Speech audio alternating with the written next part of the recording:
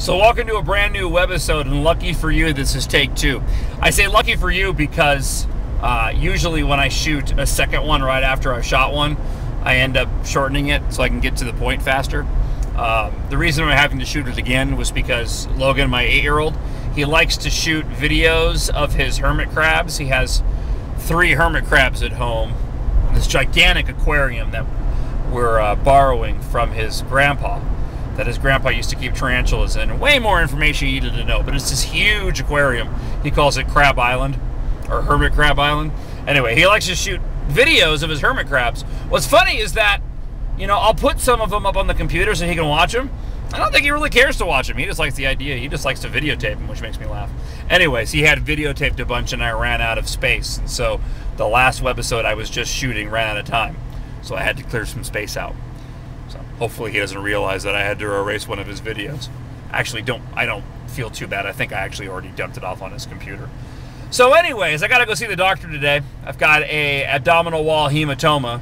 I have a blood clot in my abdomen.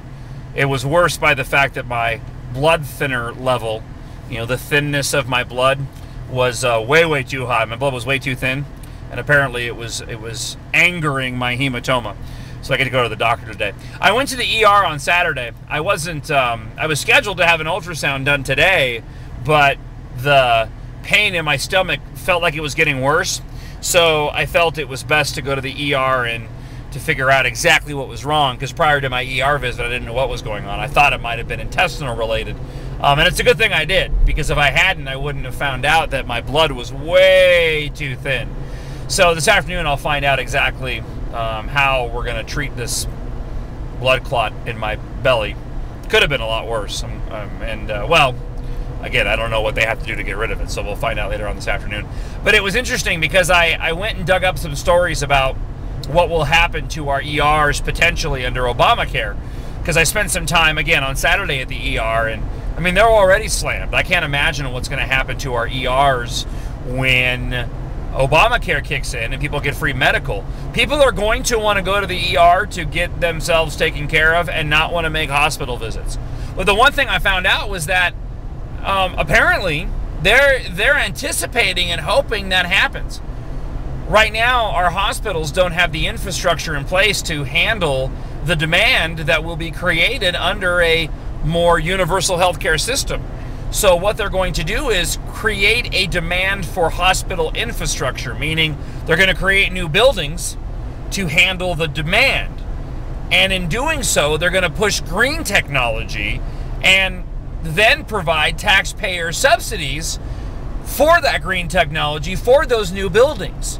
I mean, they're essentially going to create a false demand for buildings to push green tech through universal health care or Obamacare. Now, does anybody else see a problem with this? What's amazing to me is how much of this has been thought through. How much thought has gone into how do we create this demand for green tech through healthcare, and how little has been thought about what's actually best for the American public.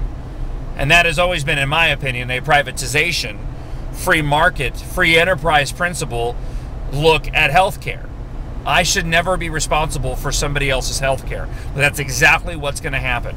And now they're going to create a false demand for green technology through the building of infrastructure needed for the increased demand of people taking advantage of healthcare that you and I have to pay for. Yeah, man, we need some leadership change in November, and we need to make sure that when that leadership change happens, they do the right thing, and that is defund Obamacare and set this country back on a course that is more focused on creating a better demand, freeing up demand to allow healthcare providers to compete to lower those costs.